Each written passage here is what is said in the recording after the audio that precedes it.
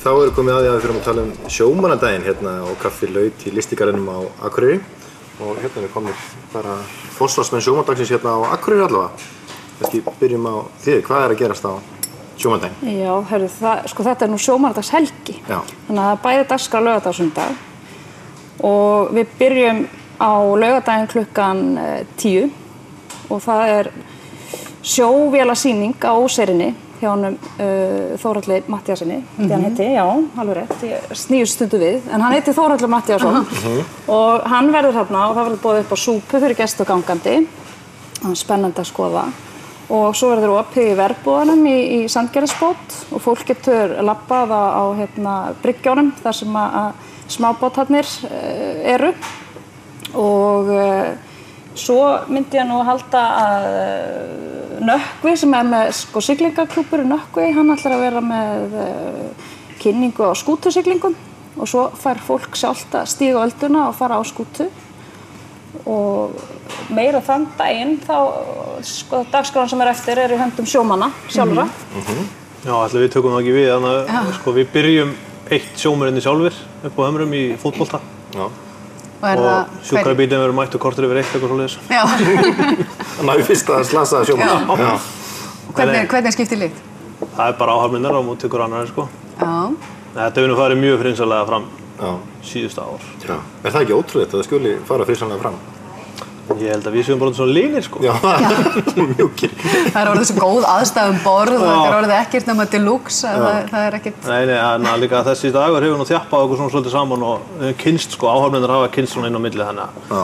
Er ekki líka bara, þeir eru búin að vera nokkur ár upp á Hömrum, er ekki bara svolítið gott að koma svolítið frá sjónu þegar þeir eru að halda upp á sjómannadaginn meðan að valda? Jú, ekki bara niður á bryggju, sko. Jú, það er sem þetta er bara svæði, það býður bara upp á svo ótrúlega margt, sko. Þetta er bara, þannig að bara valsa börnin og foreldrarnir geta bara verið að sleikja sólina með það. Já. Og hvað ætla að gera fleiri hana uppfrá? Já, sko, klukkan 2 þá byrjar þessi skemmtidagskrá fyrir fjölskylduna og við fáum þarna Valli Trúð sem var hjá okkur í fyrra og sló algjörlega í gegn, sko, hann kemur aftur með einhvern með sér. Já. Og svo var eiginlega svona kúvending á þessu í ár og við ákváðum að taka norrlenskt þema á það, sko. Aðeins að fullt af norrlenskum ungum, hvað segir maður? Listamönnum, já. Við fáum hana strák sem er ungur, sem er að spreyta sig í töfrum, það er töframennskunni, sko, og við fáum hann upp yfir, Willum Otto heitir hann. Og Hákon heitir tónlistarmaður sem kemur upp yfir, ungur og efnilegur strákur. Og fáum atrið úr Tuma Tímaleysa, ég snýð þessum átt. Tími Tumaleysi, hann er ekki alveg svoleiðis. Við fáum atriði þar og svo náttúrulega eru pilsur fyrir börnin eða fyrir alla reyndar. Pilsur og drykkir og kassabílar hann upp frá og hægt að vera í þrautabraut á vatninu og... Bara risa fjölskylduhátíð? Já, það er bara endalaust, sko. Skiptir þetta ekki svolítið máli að halda þennan sjómannadag hátíðlegan?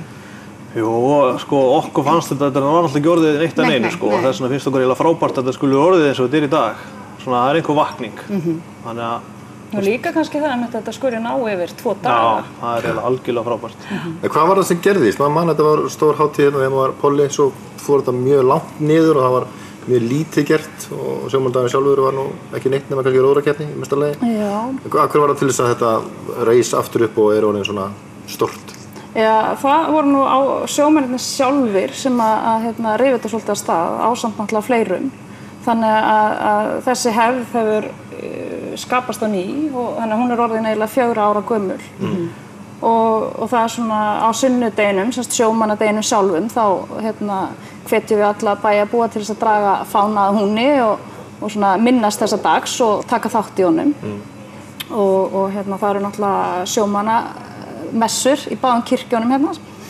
Og svo er svona nokkuð svona hátíðadagskrá í menningarhúsinu, þar sem að til dæmis ung sjómannskona, 2 barna móðir, kemur og segir svolítið frá lífi sjómannskonunnar sem er kannski svolítið svona bak við sinn mann og ekki bara það því að hún er nú meiri hlutan í landi náttúrulega fyrir framan hann og hugsar börnin og heimilinn og lætur allt ganga upp og þessi dagskrá milli 2 og 3 á sunnudeginum bæði tónlist og einmitt svona fróðleg erindi því að þarna kemur Linda María Ásgeirsdóttir úr Hrísey, Hríseyingur sem ætlar að segja frá bara lífi í sjávarþorpi fyrir og eftir kvóta.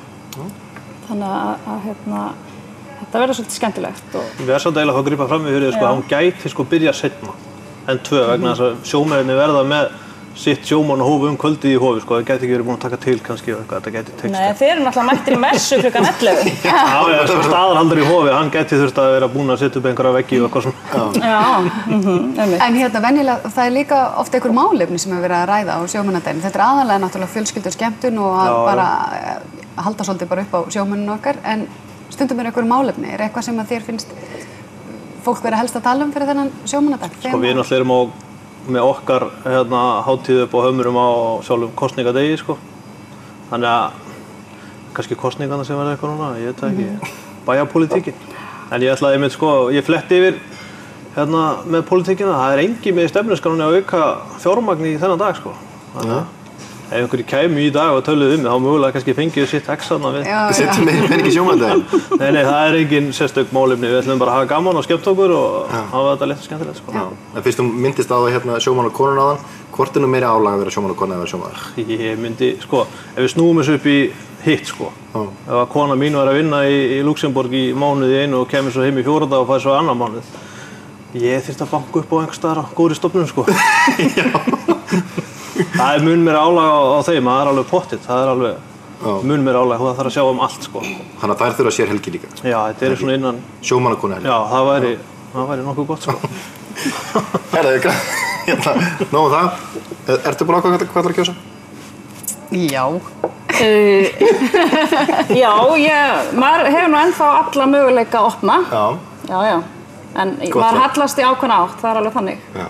En þú, ertu búin að ákveða hvað ætlar að kjósa? Nei, ég heldur svo opna alveg í dag allan ef þeir koma og síðan að segja það, sko.